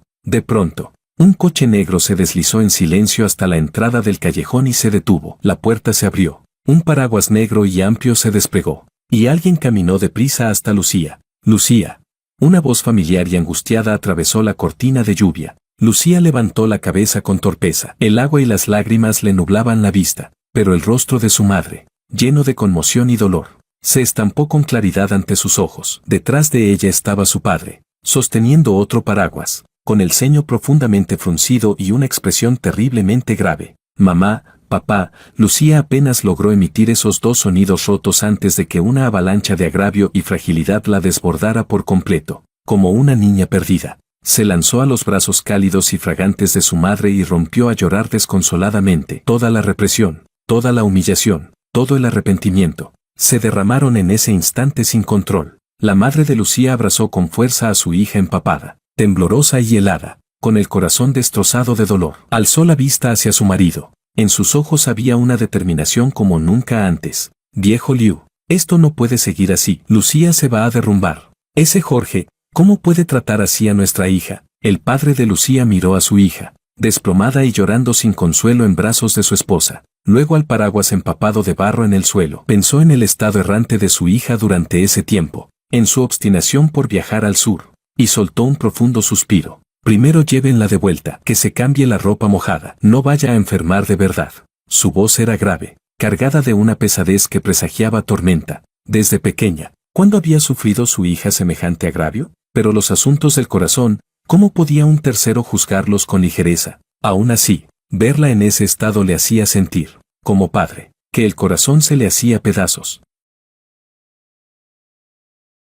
Capítulo 16. Al mismo tiempo, tras la puerta cerrada del patio, el ambiente era igual de pesado y opresivo. Entré corriendo en la casa, empapado de pies a cabeza, el cabello, desordenado, se me pegaba a la frente. Las gotas de agua caían sin parar desde las puntas del pelo y el mentón. Mi pecho subía y bajaba con violencia, no por haber corrido, sino por lo de hacía un momento. Lo que acababa de decir había sido demasiado cruel. En el salón había dos visitantes inesperados, mis padres. Evidentemente acababan de llegar hacía poco. Sobre la mesa de centro aún estaban los productos típicos que habían traído de nuestra ciudad natal. Al verme en ese estado tan descompuesto y furioso, mi madre se levantó de un salto. Asustada. Jorge, ¿qué te pasa? ¿Cómo has acabado empapado así? Ahí fuera está lloviendo a cántaros. Se apresuró a buscar una toalla. Mi padre, en cambio, permaneció sentado en el sofá con el ceño fruncido, observándome con una mirada aguda, evaluando mi estado emocional anómalo. Había oído vagamente la fuerte discusión que acababa de estallar frente a la puerta del patio. ¿Qué ha pasado?, preguntó. Su voz no era alta, pero llevaba la autoridad del cabeza de familia. Me sequé el pelo y la cara de manera descuidada con la toalla que me dio mi madre. Los movimientos eran bruscos. No quería explicar nada, y tampoco sabía cómo hacerlo. Esa ira sin nombre seguía chocando de un lado a otro dentro de mi pecho. No pasa nada, respondí de mala gana. ¿Qué no pasa nada? La voz de mi padre se elevó de repente. ¿No pasa nada y te has puesto en este estado? ¿No pasa nada y estabas gritando ahí fuera para que te oyera todo el callejón? ¿Quién estaba fuera hace un momento? Era ¿Lucía? Ese nombre fue como una chispa, encendiendo al instante las emociones que me esforzaba por reprimir. Apreté los dientes. Es como un fantasma que no me deja en paz. Me ha seguido hasta aquí. Trae comida, trae sopa. Me sigue como una sombra. Y hace un momento aún fingía querer darme un paraguas. ¿A quién pretende engañar? ¿Dónde estaba antes? ¿Ahora viene a hacerse la enamorada? Estoy harto. Le dije que se largara. Cuanto más lejos, mejor. Como una bestia acorralada y fuera de control, rugí delante de mis propios padres, como si quisiera volcar de una vez toda la rabia acumulada durante ese tiempo. Mi madre, aterrada por una reacción tan violenta que jamás me había visto, se quedó de pie sin saber qué hacer. Los ojos se le enrojecieron. Jorge, no hagas esto, si tienes algo que decir. Dilo con calma. ¿Con calma? Con ella no tengo nada que hablar. Jadeé, con el pecho agitándose. Ya tenemos el certificado de divorcio. Hace tiempo que cortamos de raíz. ¿Con qué derecho viene a molestar mi vida? Mi padre, que había permanecido en silencio, observaba mi pérdida de control con el ceño cada vez más fruncido. Se levantó y se plantó frente a mí. Su mirada, profunda y grave, me atrapó. ¿Cortar de raíz? Jorge, mírame a los ojos y dime, ahora mismo, hacia ella, aparte del odio y la molestia, ¿de verdad no queda absolutamente nada más? La pregunta me asfixió el pecho. Instintivamente quise replicar, pero la garganta se me cerró, como si algo la bloqueara. Las imágenes que había sellado a la fuerza, su mirada afilada al alzar los ojos en aquel primer encuentro en la cafetería, el frío leve de sus dedos al tomarme la mano en la boda, incluso su perfil cansado al volver de madrugada, cruzaron mi mente sin control. Aparté la cara con irritación. La voz se me apagó, dejando escapar un rastro de torpeza y desorden. Papá, tú no entiendes. Antes ella. Claro que no entiendo esas pasiones desbordadas de los jóvenes, me interrumpió mi padre. Su voz estaba cargada de una gravedad curtida por los años. Pero sí entiendo la responsabilidad y el compromiso, y también sé lo que significa que el agua derramada no se puede recoger, y lo que es arrepentirse cuando ya es demasiado tarde. Su mirada se deslizó hasta el caballete en un rincón del salón. Estaba cubierto por una tela, pero por el borde asomaba una esquina del lienzo. Ya no eran los paisajes marinos luminosos de antes, sino un mar oscuro y opresivo, con olas embravecidas, incluso salpicado de trazos rojos y dientes, como cuchilladas. Mira lo que estás pintando, dijo. Señaló el caballete y continuó. ¿Esta es la calma que dices querer? Ese fuego que llevas dentro no se ha apagado en absoluto. Solo estás usando la frialdad y la huida para castigarla, y también para torturarte a ti mismo. Inspiró hondo y suavizó el tono, con una seriedad cargada de afecto. Jorge, no te estoy pidiendo que la perdones. Lo que hizo antes te hirió de verdad. Pero en esta vida, ¿quién no se equivoca alguna vez? Lo importante no es aferrarse a los errores del pasado, sino ver si esa persona se arrepiente de corazón, si merece que le des otra oportunidad.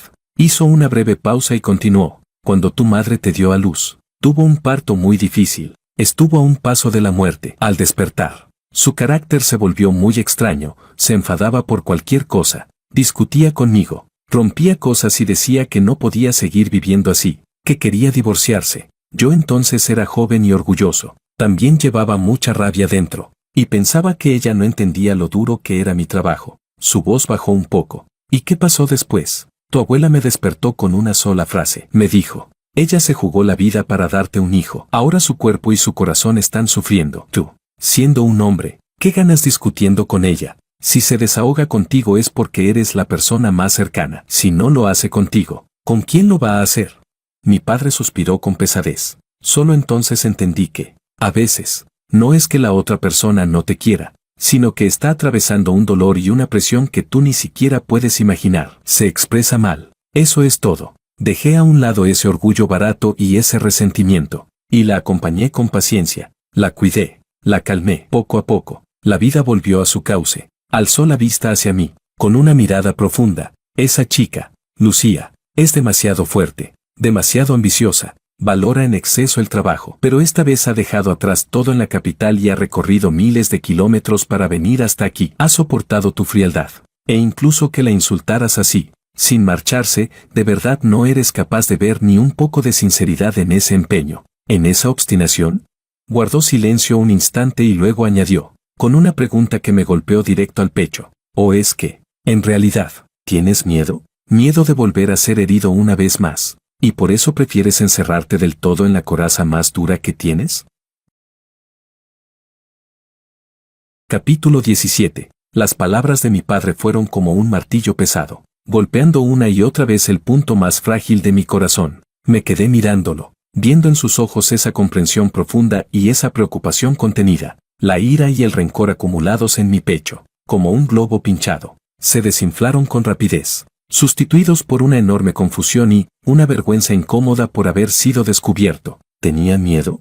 Sí, tenía miedo. Miedo de volver a entregar el corazón y recibir a cambio otra vez ese frío que cala hasta los huesos y esa indiferencia asumida como algo natural. Levanté muros altos, aislándola a ella, pero también aislándome de cualquier posible daño y de cualquier posible esperanza. Me dejé caer abatido en el sofá, hundí las manos en el cabello aún húmedo y enterré el rostro. Los hombros me temblaban levemente, ya no por la rabia, sino por un cansancio y una lucha interna de los que no había forma de escapar. Las palabras de mi padre fueron como una luz intensa que penetró en mi interior sellado a propósito, impidiéndome seguir escondiéndome, engañándome a mí mismo, tras ese muro llamado odio. En la pensión familiar del otro extremo de la ciudad, Lucía estaba envuelta en una manta gruesa, acurrucada en los brazos de su madre, como una pequeña bestia asustada. La ducha caliente había disipado el frío del cuerpo, pero no lograba calentar ese corazón perforado por incontables heridas. Entre sollozos entrecortados,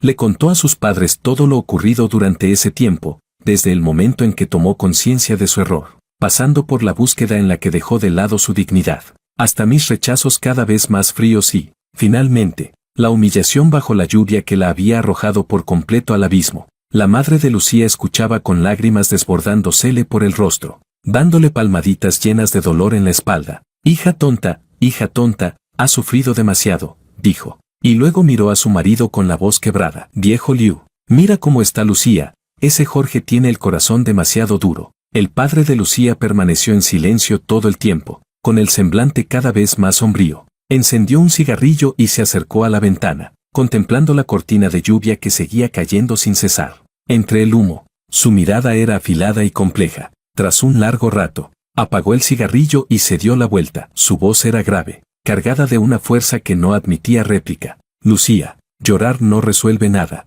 Sus ojos se posaron en el rostro pálido y exhausto de su hija. Te pregunto algo, ahora mismo, ¿de verdad sabes en qué te equivocaste? ¿De verdad lo amas y quieres recuperarlo? ¿Y no es solo por orgullo herido o porque el divorcio te hizo perder prestigio?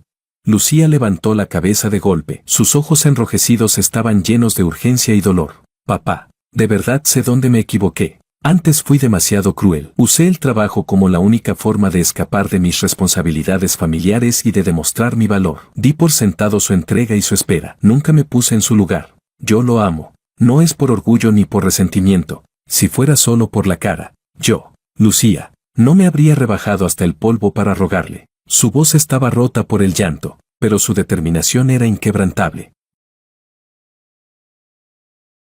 Capítulo 18. El padre de Lucía clavó la mirada en los ojos de su hija, examinando cada uno de sus gestos más sutiles. Al final, asintió lentamente. Bien, si lo dices de corazón, entonces levántate. Se acercó a ella. Su figura alta proyectaba una presión imponente. Recoge esas lágrimas y ese agravio. En el estado en que estás ahora, lo único que consigues es que tu madre sufra y que Jorge te desprecie aún más. No sirve para nada. Si quieres que vea tu cambio, no será con un par de comidas ni con abrir un paraguas bajo la lluvia. Esas muestras baratas de afecto. Será con hechos, con tiempo, con esa tenacidad y ese sentido de la responsabilidad que llevas en los huesos. Lucía hizo una pausa y continuó con voz tajante. Mañana por la mañana vendrás conmigo a casa de Jorge, no a rogarle, sino a pedir perdón, a disculparte formalmente por todas las negligencias y heridas que le causaste en el pasado, y también a pedir perdón a sus padres, porque fuimos nosotros quienes no supimos educar bien a nuestra hija y permitimos que perdiera su lugar dentro del matrimonio. Después, harás las maletas y te volverás conmigo a la capital. Papá, exclamaron Lucía y su madre al mismo tiempo. La madre, desconcertada, preguntó, ¿volver a la capital? ¿Y Lucía? El padre de Lucía respondió con firmeza. Volver a la capital no es rendirse. Sus ojos ardían con determinación. Es volver para cerrar por completo todos tus asuntos pendientes. Entregar lo que tengas que entregar. Delegar lo que debas delegar. Y presentar la renuncia a ese maldito puesto de gerente de departamento. ¿Qué? Lucía quedó totalmente atónita. ¿Cómo? ¿No quieres? La voz de su padre se volvió fría. Si no eres capaz de soltar ese puesto, entonces olvídate de recuperar el corazón de Jorge. No se puede tener todo. Si tú, Lucía, has decidido recuperar a tu marido y a tu familia, entonces debes tener el valor de quemar las naves. Vuelve, deja tu trabajo completamente arreglado y luego regresa aquí con la cabeza bien alta, sin ninguna carga detrás. Usa cada uno de los días que vengan para demostrar que tu arrepentimiento de hoy no son palabras vacías. Aprende de nuevo a ser la esposa de alguien, y no una máquina con la cabeza llena de código. Las palabras de su padre estallaron como un trueno en la mente confusa de Lucía. ¿Renunciar a su trabajo? ¿Abandonar todo aquello por lo que había luchado durante tantos años?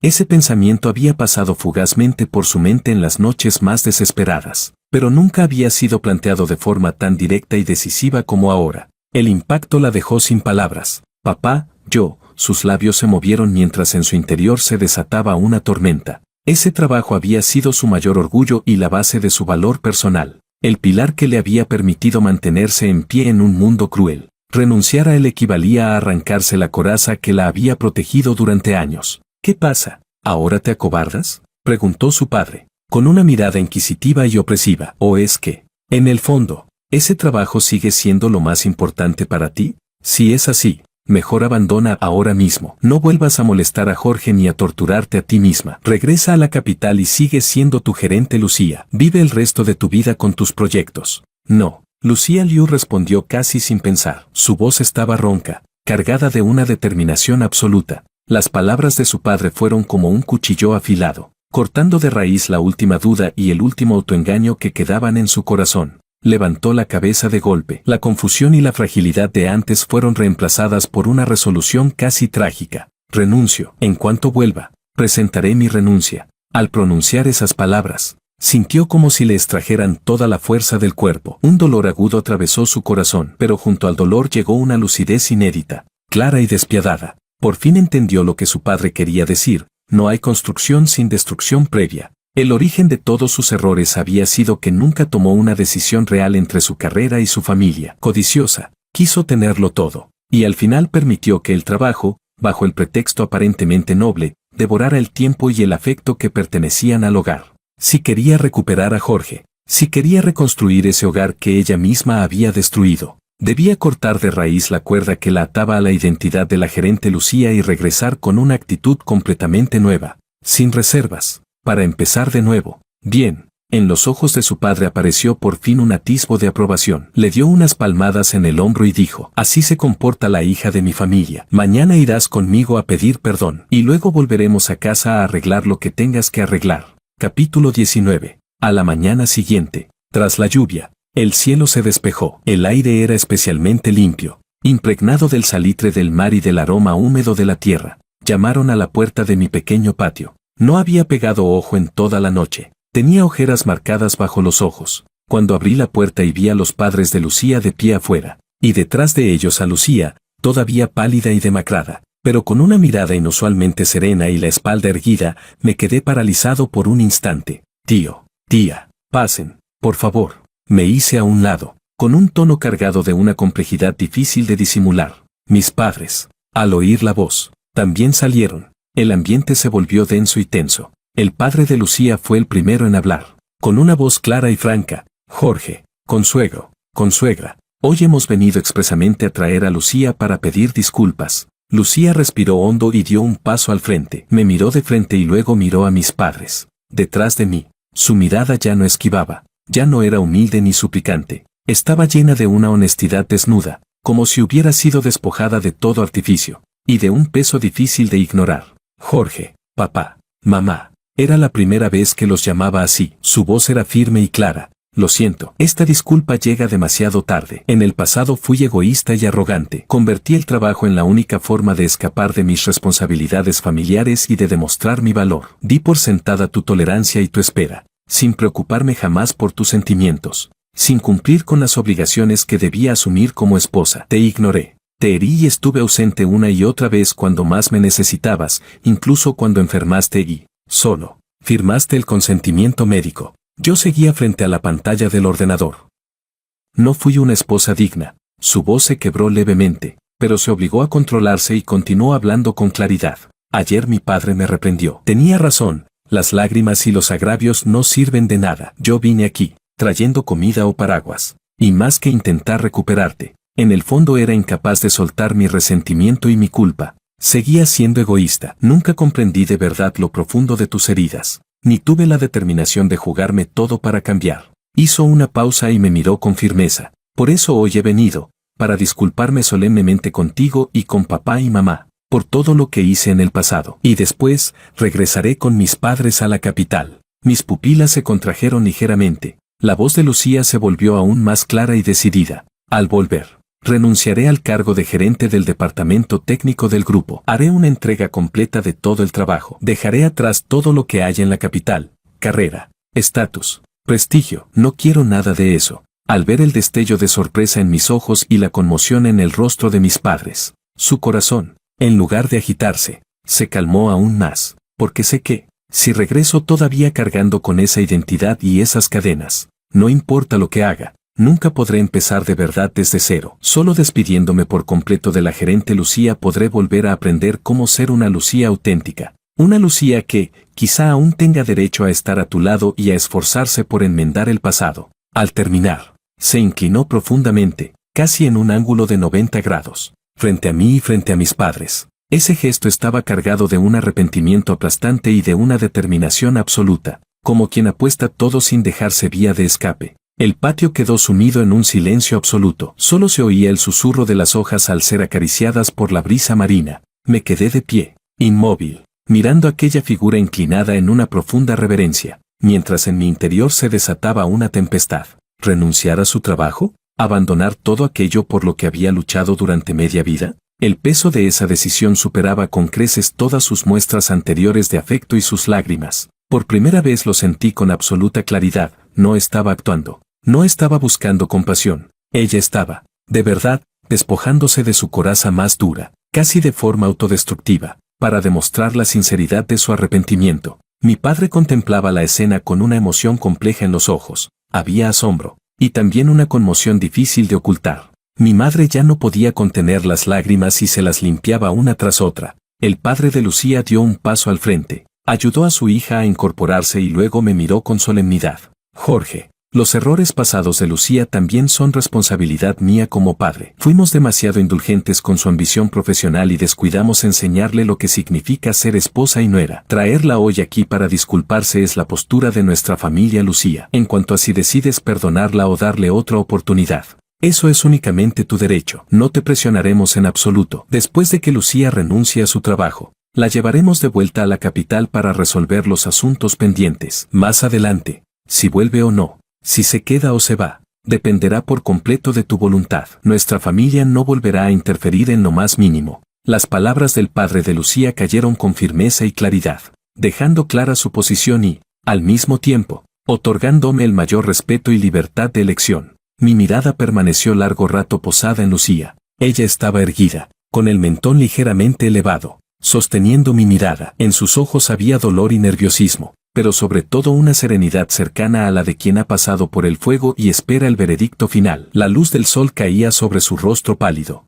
revelando una fragilidad y una fortaleza que resultaban sobrecogedoras. Sentí la garganta oprimida. 1000 palabras se agolpaban en mi pecho, pero al final solo se transformaron en un gesto torpe y contenido. Me hice ligeramente a un lado. No dije que la perdonaba, tampoco la rechacé. Simplemente dejé libre el paso hacia la puerta del patio. Ese silencio, ese gesto, ya era una señal en sí mismo, una señal de que dejaba de expulsarla con dureza, una señal ambigua de permiso, de espacio aún posible. Al ver mi movimiento, los ojos de Lucía volvieron a enrojecerse, pero esta vez no dejó caer las lágrimas. Apretó los labios con fuerza y, mirándome a mí y luego a mis padres, asintió profundamente una vez más. Después, tomó del brazo a su madre y, siguiendo a su padre, salió paso a paso de aquel patio que contenía todos sus amores y odios, todas sus encrucijadas. Su espalda seguía siendo frágil, pero estaba recta, cargada de una determinación semejante a la de quien se dirige a un campo de batalla desconocido. Observé en silencio cómo la familia Lucía desaparecía en la esquina del callejón. El sol resultaba un poco deslumbrante. Levanté la mano para protegerme los ojos. En lo más profundo de mí, ese lago helado y muerto fue sacudido por una enorme piedra llamada determinación, levantando olas violentas y un estruendo ensordecedor. ¿De verdad, renunciaría a su trabajo? La brisa marina rozó mi mejilla con suavidad, trayendo consigo el murmullo lejano de las mareas. La respuesta, parecía, ya no estaba tan lejos. Capítulo 20. Fuera del quirófano de maternidad de alto nivel. El ambiente estaba tan tenso como una cuerda llevada al límite. Yo caminaba de un lado a otro por el pasillo como una bestia atrapada y ansiosa. Los caros zapatos de cuero resonaban sobre el suelo con un eco apresurado y opresivo. Me había quitado la chaqueta del traje y la llevaba colgada sin cuidado sobre el brazo. El cuello de la camisa estaba desabrochado 2 botones, dejando al descubierto la línea rígida de mi cuello. La frente estaba cubierta de un sudor fino. Mis ojos permanecían clavados en aquella puerta cerrada, símbolo de lo desconocido. Cada gemido de dolor amortiguado que se filtraba desde dentro era como un latigazo directo al corazón. ¿Por qué está tardando tanto? ¿No dijeron que todo iba bien? Pregunté con la voz ronca a la enfermera que estaba a mi lado. Incapaz de ocultar el pánico, la enfermera trató de tranquilizarme con paciencia. Señor Wang, los partos de gemelos suelen durar más tiempo. Los signos vitales de la señora Lucía están estables. Los médicos están dentro. Por favor, no se preocupe demasiado. La interrumpí bruscamente. ¿Que no me preocupe? ¿Cómo no voy a preocuparme? Mi voz se elevó sin control, cargada de una ansiedad al borde del colapso. Recordé la última revisión prenatal, cuando el médico había mencionado de forma velada que Lucía, debido al exceso de trabajo de antes, tenía una constitución algo débil y, además, al tratarse de un embarazo gemelar, el parto podría presentar dificultades. Esa preocupación latente se amplificó hasta el extremo en ese instante, a punto de devorar mi cordura. El tiempo avanzaba segundo a segundo, como si un cuchillo sin filo cortara la carne. La puerta del quirófano se abría de vez en cuando. Enfermeras entraban y salían apresuradas, y cada vez mi corazón se me subía a la garganta. De pronto, la puerta se abrió de golpe. Un médico con mascarilla salió a grandes pasos, con expresión grave. ¿Señor Jorge? Aquí, estoy aquí. Di un salto hacia adelante. El corazón me latía con tanta fuerza que parecía querer salirse del pecho. El médico habló con rapidez. La parturienta presenta debilidad en las contracciones y el parto se ha estancado. La frecuencia cardíaca de los fetos muestra una tendencia a la baja. Estamos tomando medidas, pero la situación no es optimista. Necesitamos que firme aquí, Debemos prepararnos para una cesárea de emergencia. Y además, el médico hizo una breve pausa. Su tono se volvió aún más pesado. Le pedimos que se prepare psicológicamente. Si surge una situación crítica, deberá estar preparado. Le arranqué literalmente de las manos el formulario de consentimiento y el bolígrafo. Los dedos me temblaban violentamente por la fuerza excesiva. La punta casi perforó el papel mientras, con todas mis fuerzas, firmaba mi nombre torcido. Cada trazo era como si se grabara a cuchillo en mi corazón. Tienen que salvarla. Se lo ruego, por favor. Asegúrense de que ella esté a salvo. Tras firmar, me aferré con desesperación al brazo del médico. Mis ojos enrojecidos estaban llenos de vasos sanguíneos y de un terror denso, imposible de disimular. Rogaba como un niño indefenso. En ese momento, los hijos, el futuro, todo carecía de importancia. Solo quería que ella viviera. Solo quería que Lucía viviera.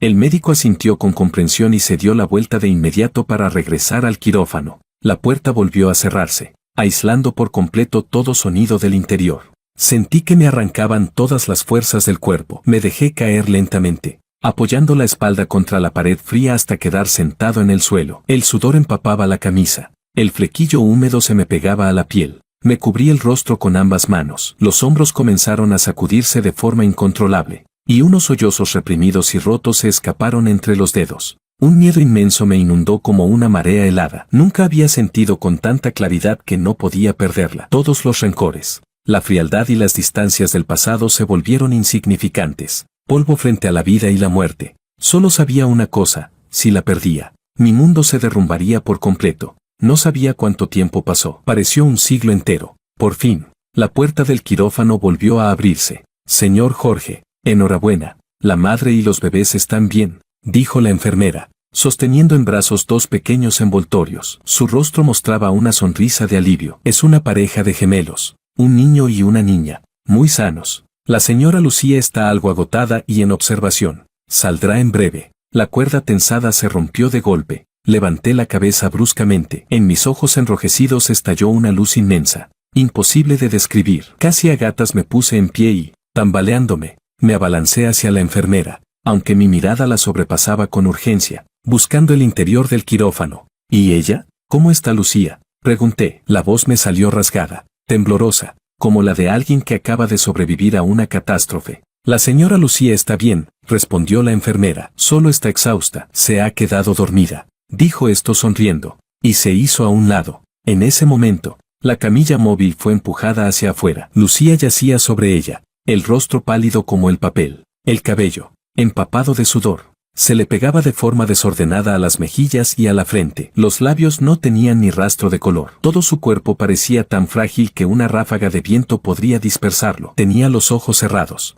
como sumida en un sueño profundo. Mi corazón volvió a encogerse al instante. Me abalancé hasta el borde de la camilla y, con un cuidado extremo, tomé su mano fría, que colgaba a un lado. Mi voz salió tan suave que parecía temer despertarla. ¿Lucía? ¿Lucía? Sus pestañas temblaron levemente y, con un esfuerzo enorme, abrió apenas una rendija de los ojos. Durante unos segundos su mirada estuvo desenfocada, hasta que por fin logró fijarse en mi rostro, lleno de preocupación, pánico y una alegría inmensa. Al ver mis ojos enrojecidos y las huellas de lágrimas aún húmedas en mi cara, algo golpeó con fuerza su corazón, dejándolo blando y dolorido a la vez. Reuniendo el último hilo de energía que le quedaba, apretó apenas mi mano sudorosa. Sus labios resecos se movieron y de ellos salió un susurro casi imperceptible, como un hilo de aire. No te vayas. Sonó a balbuceo de sueño, pero también a ese miedo y dependencia más profundos que llevaba acumulados en el fondo del corazón. Esa palabra fue como una descarga eléctrica que atravesó al instante todas mis defensas. Las lágrimas se me desbordaron sin control. Me incliné y apoyé la frente suavemente contra el dorso frío de su mano. Las lágrimas ardientes cayeron sobre su piel, mientras mi voz se rompía por completo. No me voy, no voy a ninguna parte. Lucía, estoy aquí contigo. Nosotros, tenemos hijos. 2. ¿Están bien? ¿Tú también estás bien? Hablaba sin orden ni coherencia, repitiendo promesas, contando una y otra vez, como si quisiera volcar en esas palabras todo el miedo acumulado de estos años, todo el alivio de haberla recuperado. Lucía escuchó mi voz quebrada, sintió la humedad ardiente sobre su mano, y la comisura de sus labios se elevó apenas, de forma casi imperceptible. Luego volvió a cerrar los ojos, exhausta, esta vez, Su respiración se volvió estable y profunda, cargada de una calma y una seguridad que nunca antes había sentido. Papá, he pescado un pez.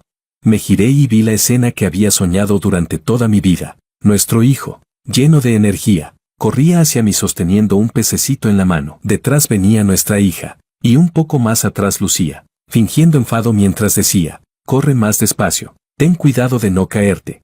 En ese instante, supe que era la persona más feliz del mundo, sin lugar a dudas.